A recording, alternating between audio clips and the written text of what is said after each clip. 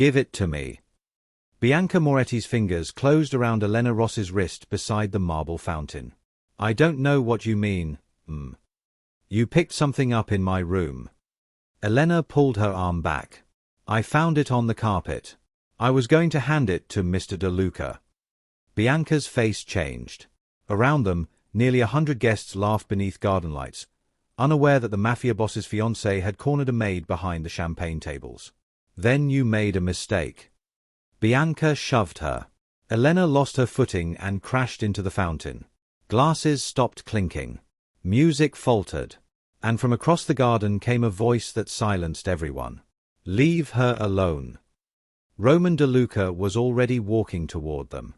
Before we continue, subscribe and tell us in the comments where you're watching from, because what Roman saw in Elena's hand would change everything he believed about the woman he was about to marry. Elena pushed wet hair from her face and tried to stand. Her black maid's dress clung to her from the water, but embarrassment wasn't what made her heart pound. Her right hand was still closed. Roman noticed. Bianca noticed too. Roman, thank God, Bianca said quickly. She attacked me. Roman stopped beside the fountain. He looked at Bianca. Then at Elena sitting waist-deep in the water. She attacked you. She stole something from my suite. When I confronted her, she became aggressive. Elena said nothing. Roman's gaze dropped to the red marks around her wrist. Did you push her? Bianca laughed nervously. She slipped. A waiter nearby looked away. Roman noticed that too. Elena. She finally met his eyes. What happened? I'd rather speak privately, sir. Bianca stepped forward. No. Show him what you stole. Elena slowly opened her hand. A silver cufflink rested in her palm. Roman's expression instantly hardened. It carried a small engraved symbol. A crowned wolf. He knew that crest. Everyone in his world did. It belonged to the Venturi family. Roman's oldest enemy. He took the cufflink from Elena. Where did you find this? Bianca answered first. It could belong to anyone. Roman didn't look at her. Elena. In Miss Moretti's private sitting room. Silence. Bianca's face drained. Roman turned toward his fiancée. You told me nobody entered that room today. Nobody did.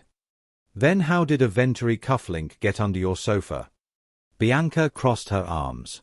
You're questioning me because a maid claims she found jewelry.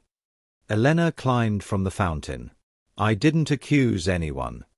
You didn't have to. Roman removed his jacket and placed it around Elena's shoulders. Bianca stared at him. That simple gesture seemed to offend her more than the accusation. Roman. She's soaked. She works for you. And... Bianca had no answer. Roman looked toward his security chief, Luca Ferraro. Close the estate gates. Bianca's eyes widened. For a cufflink. For whoever brought it here. 3 hours earlier, Elena had entered Bianca's private sitting room to replace flowers before the engagement celebration. She almost missed the cufflink. It was half hidden beneath the sofa. At first, she assumed it belonged to Roman. Then she noticed the wolf. Elena had worked in the De Luca estate long enough to know one rule. Anything carrying the Venturi crest was reported immediately. She placed it in her apron. That was when Bianca entered. You're finished in here. Yes, Elena moved toward the door. Bianca suddenly looked at the carpet. Her face tightened. Did you find anything? Elena hesitated. That hesitation had been enough. Bianca searched the table, then beneath the sofa. What did you take? Nothing that belongs to me. Bianca stepped closer. Give it back. Elena understood then. Bianca knew exactly what was missing. So Elena refused. Not because she wanted trouble. Because the object belonged to Roman's enemy, and Roman was hosting his engagement party that night with half his organization inside the estate. Now Roman stood beside the fountain holding the cufflink. Luca, check every guest. Bianca grabbed his arm. You're humiliating me. Roman looked down at her hand until she released him. You humiliated yourself when you put your hands on someone who couldn't fight back without losing her job. Elena looked at him, surprised. Roman rarely raised his voice. He never did it for staff. Bianca's embarrassment became anger. You're choosing a maid over your future wife. Roman replied quietly. I'm choosing the truth over both of you until I know what happened. Then Luca approached. Boss. What? We checked the East Wing cameras. Roman waited. Luca looked at Bianca before answering. The camera outside Miss Moretti's sitting room was disabled for 47 minutes this afternoon. Bianca immediately said, That proves nothing. Luca continued. But one camera wasn't disabled. He held up his phone. The footage showed a tall man entering through the garden service gate. His face was partly hidden, but on his wrist was the same crowned wolf crest. Roman's jaw tightened. When? 2:13. Who let him in? Luca swallowed. Nobody. He turned the screen. The man used a private access code. Roman recognized the number immediately. Only 3 people had it. Roman, Luca, and Bianca. Roman slowly looked at his fiancée. Bianca stepped backward. Then Elena noticed something on the video that nobody else had. The stranger wasn't entering the estate. He was leaving, and in his hand was a sealed De Luca family envelope. Elena pointed at the screen. Sir, zoom in. Roman did. The word stamped across the envelope became visible. Private, Roman De Luca only. Roman's expression went cold. Whatever Bianca had been hiding was no longer just about a secret visitor. Someone from the Venturi family had walked out of Roman's home carrying something meant only for him. Roman stared at the envelope on Luca's phone. Find out what was inside. Luca nodded. Bianca stepped between them. This is insane. You're turning an engagement party into an interrogation because Elena found a cufflink. Roman looked at her. No. I'm asking why a Venturi man used your private code. Bianca's face tightened. I gave that code to the wedding planner. You told me nobody else had it. I forgot. Roman said nothing. That silence was worse. Elena stood nearby in Roman's jacket, still wet from the fountain. I should change, sir. Roman finally looked at her. Go. Bianca laughed bitterly. You're letting her walk away with no questions. Roman's voice stayed calm. She already answered mine. Elena left. But halfway through the servants' corridor, she heard footsteps behind her. Not Bianca. A man. She turned. One of the temporary catering workers stood at the end of the hallway. You found something upstairs. Elena backed away. I don't know what you mean. He smiled. You should have dropped it back under the sofa. Elena's pulse jumped. The cufflink had not been accidental. He moved closer. Where is the copy? What copy? That answer seemed to surprise him. Then voices sounded from the garden. He turned and disappeared through a service door. Elena immediately found Luca. There was another man. Roman joined them. What man? She described him. Luca checked the catering list. No match. Roman's expression darkened. Someone entered my house disguised as staff. Bianca approached. How convenient. Every time Elena speaks, another mystery appears. Elena looked at her. You knew about the cufflink before I showed it. Bianca's eyes narrowed. Roman noticed. Elena continued.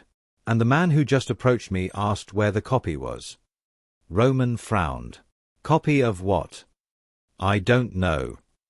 Then Elena remembered something. The envelope in the video. It had looked thick. Too thick for a letter. Sir, what do you usually keep in envelopes marked private? Roman hesitated. Family agreements. Route lists. Security changes. Luca suddenly looked at him. The shipment schedule. Roman went still. That morning, a handwritten route plan for 3 De Luca cash transports had been delivered to his study. It was supposed to be destroyed after he reviewed it. Roman turned toward Luca. Where is it? Luca called the study guard. A moment later, his face changed. Gone. Bianca shook her head. This proves someone stole from you. Not that I helped. Roman looked at the garden footage again. The Venturi man had used Bianca's code. Then left with Roman's envelope. Too precise to be coincidence. But still not enough.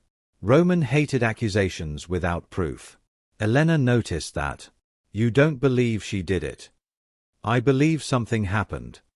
That's not the same thing. No.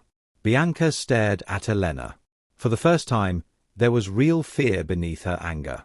Later that night, Roman ordered the remaining guests home. The estate went quiet. Elena had changed clothes and was cleaning broken glasses from the terrace when Roman appeared. You don't have to do that. It's my job. Not tonight. She looked at him. He held out her repaired necklace clasp. It had broken when Bianca grabbed her near the fountain. I found this by the water. Thank you. Roman didn't leave. Why didn't you throw the cufflink away? Elena answered honestly.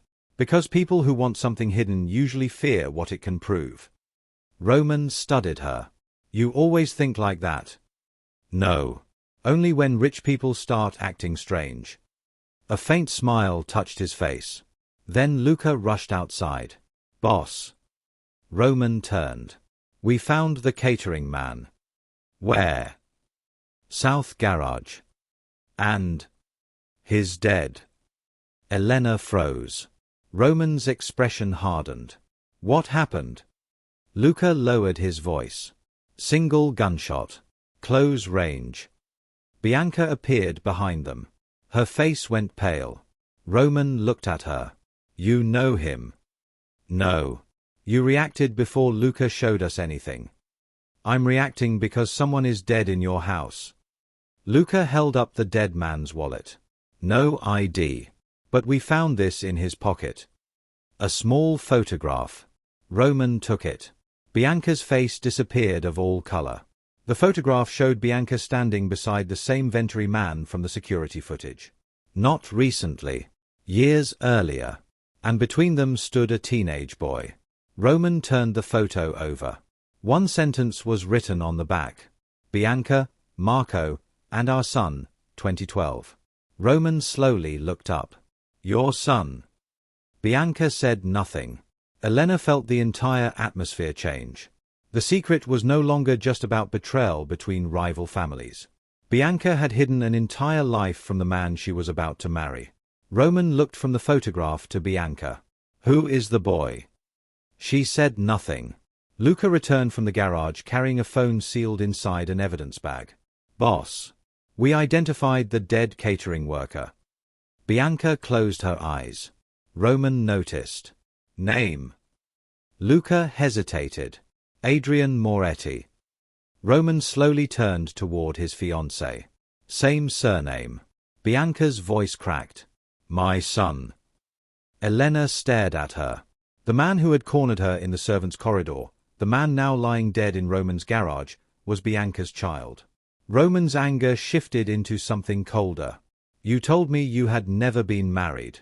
Never had children. I wasn't married. He held up the photograph. Marco Venturi. Bianca finally looked at him. I was 19 when I met him. Adrian was born a year later. And you hid your son while preparing to marry me. You wouldn't understand. Try me. Bianca's eyes filled, but Roman did not soften. Marco's father took Adrian when he was 9. The Venturis raised him. Every time I tried to leave that family, they reminded me who controlled my son.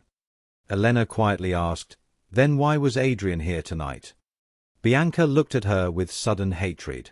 Because you refused to give me that cufflink. Roman stepped between them. Don't blame her. The cufflink carried a storage number, Bianca said. Adrian was supposed to retrieve it before anyone noticed. Roman examined the engraving again. Beneath the crowned wolf was a tiny number. 214.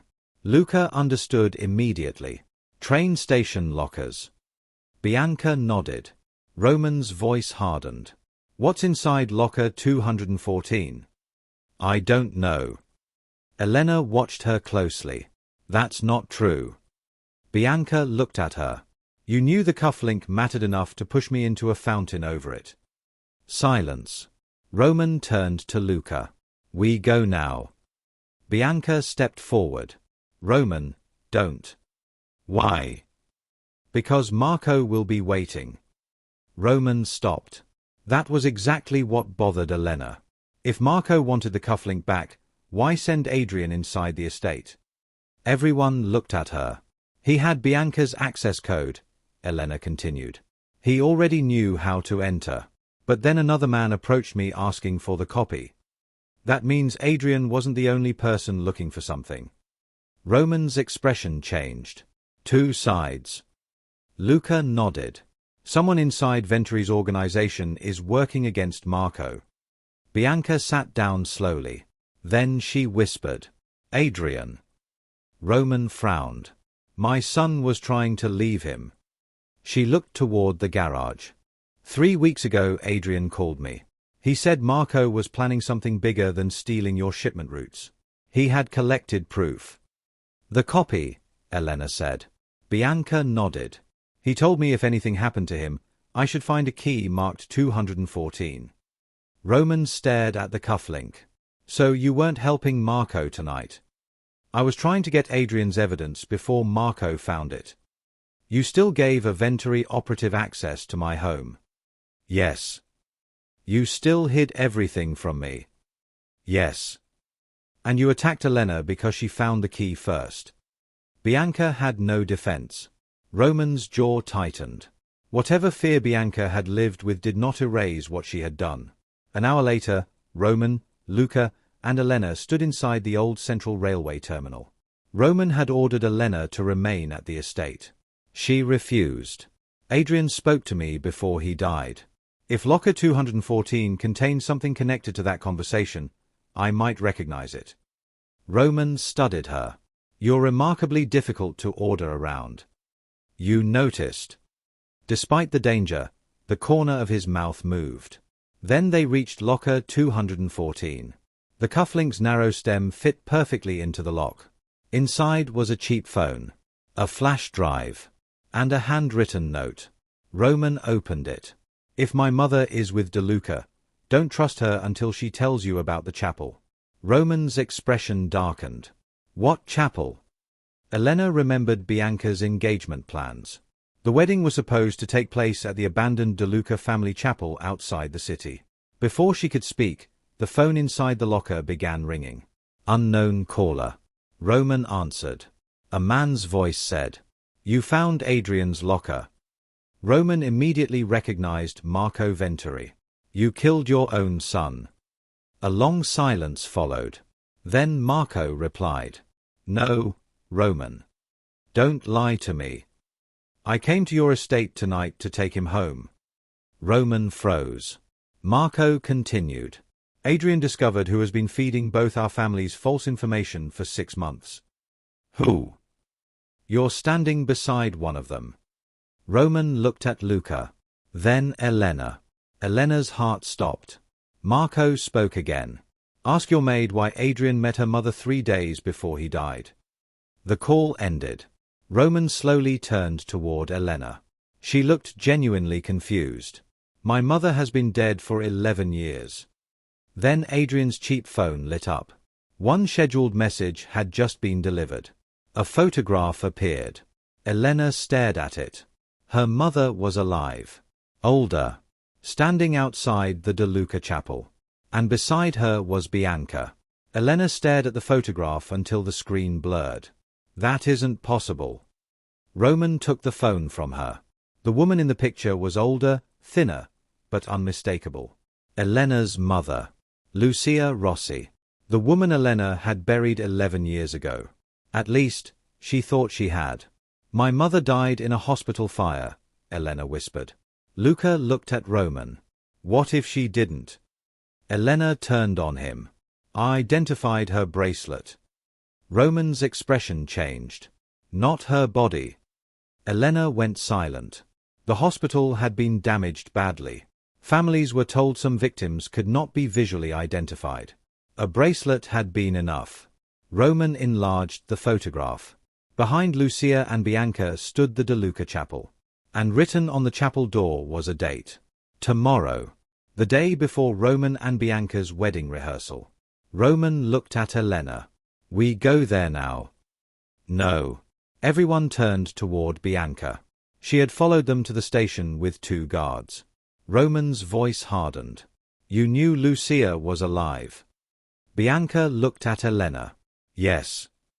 Elena stepped toward her. Why?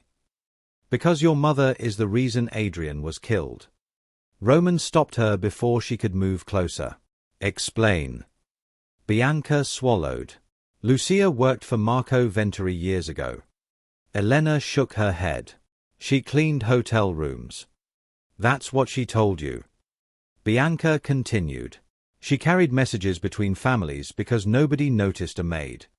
The word struck Elena hard. Her mother had spent years teaching her to stay invisible, stay observant, and never repeat what she heard. Elena had thought those were survival lessons. Now they sounded like training. Roman asked, what happened 11 years ago? Bianca looked toward the chapel photograph. Lucia discovered that someone was engineering fights between the De Lucas and Venturis. Fake shipments. False warnings. Messages altered just enough to start retaliation. Luca frowned. Who? She never told me. Elena's voice shook. Then why fake her death? To protect you. Bianca looked directly at her. She disappeared because the person behind it learned she had a daughter. Elena felt the floor disappear beneath her. Roman asked the question she couldn't.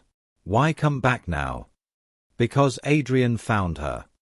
Silence. Bianca explained that 3 weeks earlier, Adrian had discovered old payments linked to the false family messages. He traced them to Lucia. Instead of exposing her, he listened. Lucia told him the conspiracy had never stopped. It had simply changed. Someone was now pushing Roman and Marco toward open war. Adrian started collecting proof. Then he died. Roman looked at Bianca. And the chapel. Bianca hesitated. Lucia said the final proof was hidden there years ago. Roman's eyes narrowed. You planned our wedding rehearsal at that chapel? Yes. To get inside without raising suspicion? Yes. Elena stared at her. So you were using Roman? Bianca didn't deny it. But I was also trying to stop what my father started. Roman went still. Your father? Bianca realized she had said too much. Before anyone could press her, Luca's phone rang. His face changed instantly. Boss. We have movement at the chapel. How many? 6 vehicles. Roman turned toward the exit. Bianca caught his arm.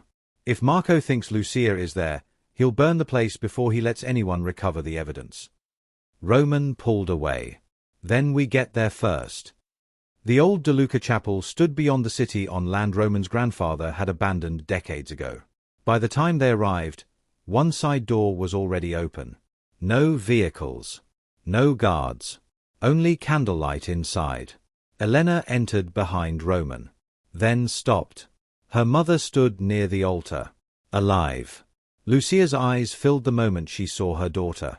Elena. Elena couldn't move. 11 years of grief collapsed into one word. You let me bury you. Lucia's face broke. I had to. No. You chose to. Roman quietly stepped away, giving them space. Lucia reached toward Elena. Elena stepped back. Don't. That hurt more than anger. Then Lucia looked at Roman. We don't have time. She pulled a loose stone from beneath the altar. Behind it was a metal case. Inside were ledgers, recorded messages, and photographs connecting years of false attacks between both families. Roman opened the first ledger. Then his face went cold. The payments did not come from the Venturis. They came from someone inside his own organization. Luca moved closer. Who?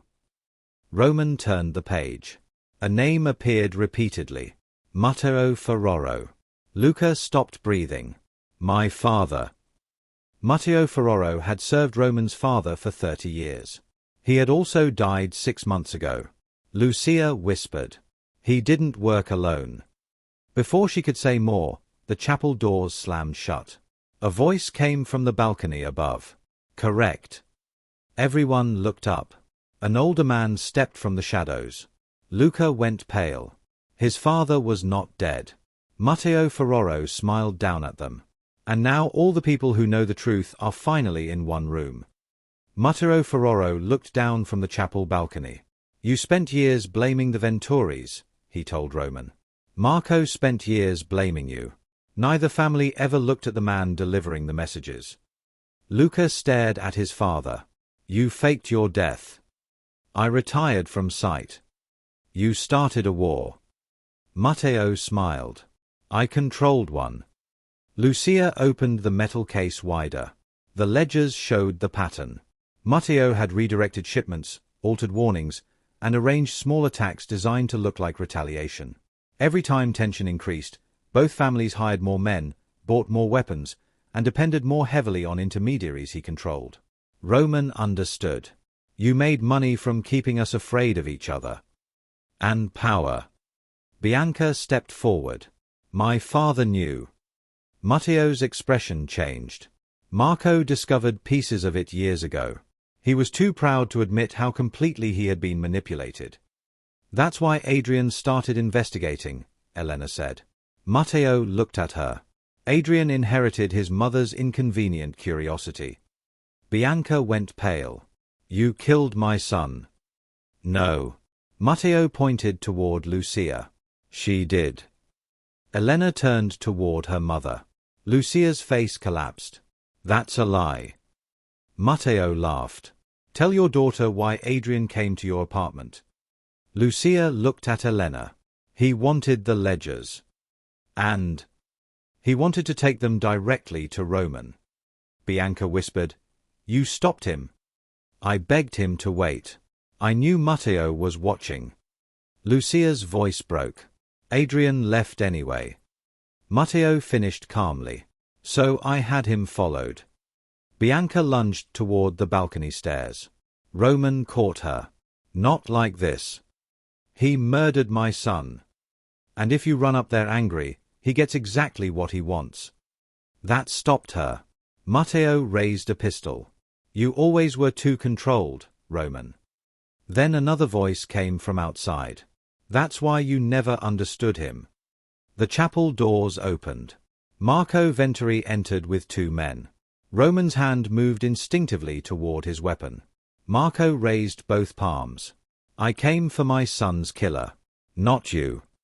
Matteo's smile vanished. Adrian's scheduled phone messages had gone to Marco too. For the first time in decades, De Luca and Venturi stood in the same room with the same enemy. Matteo fired toward the altar. Everyone scattered. The bullet struck the metal case. Pages spilled across the stone floor. Matteo rushed down the side stairs and grabbed one ledger. He pulled a lighter from his pocket. Lucia shouted, Roman. Before Matteo could ignite it, Luca stepped in front of his father. Give it to me. Matteo stared at him. You would betray your own blood. Luca's voice shook. You taught me loyalty meant protecting the family. I am your family. No. Luca looked at Roman. You're the man I chose to stand beside. Matteo struck him. Luca did not strike back. That hesitation gave Roman enough time to take the ledger from Matteo's hand while Marco's men blocked the exits. Matteo reached for his pistol again. Elena kicked the loose weapon away before he could grab it. Roman forced him against the pew. It ends here. Matteo looked around the chapel. At Roman. Marco. Luca. Lucia. Bianca. Then Elena. He finally understood that everyone he had manipulated had stopped fearing one another long enough to see him clearly. Police arrived before dawn. Neither Roman nor Marco interfered. For once, both families handed over the evidence instead of settling the matter themselves. Matteo was arrested for Adrian's murder and for the crimes connected to the years of manufactured conflict. The ledgers exposed payments, staged attacks, false couriers, and the truth behind Lucia's disappearance. Bianca confessed to giving Adrian access to the De Luca estate and to attacking Elena while trying to recover his evidence. Roman ended their engagement. But when Bianca was led away, Elena stopped him. She lost her son. Roman looked at her. That does not erase what she did to you. I know. It was the first time he realized Elena could understand someone's pain without excusing their cruelty. Lucia did not expect forgiveness either. Elena needed months before she could sit across from the mother who had let her mourn for 11 years. Their relationship did not heal in one embrace. It started with questions, then answers, then anger, then, slowly, honesty. Roman changed too. The war with the Venturis ended not with a dramatic alliance, but with something rarer in their world. Both sides stopped accepting anonymous accusations as reasons to kill. As for Elena, she resigned from the De Luca estate. Roman did not stop her. That surprised her. You're letting me go. You said people shouldn't lose their choices because someone powerful wants something from them. She remembered saying something similar months before. And you listened. I'm learning. 6 weeks later, Elena was working at a small restoration studio repairing antique furniture. One afternoon the bell over the door rang. Roman entered alone. No guards. No expensive gathering. No orders. He placed something on the counter. The silver cufflink with the crowned wolf. Elena stared at it. I thought you'd destroy that. I kept it because it reminds me of the night everything changed. The night your fiancé pushed me into a fountain. Roman smiled. The night I finally noticed the woman everyone else expected me to overlook. Elena tried not to smile back. What do you want, Roman? 5 minutes. For what? To ask you something without being your boss. She folded her arms. Ask. He looked nervous for perhaps the first time she had ever seen. Would you walk with me? Elena glanced toward the door. Then back at him. 5 minutes. Roman smiled. They walked out together. And neither of them noticed that across the street, a fountain was running quietly beneath the afternoon sun.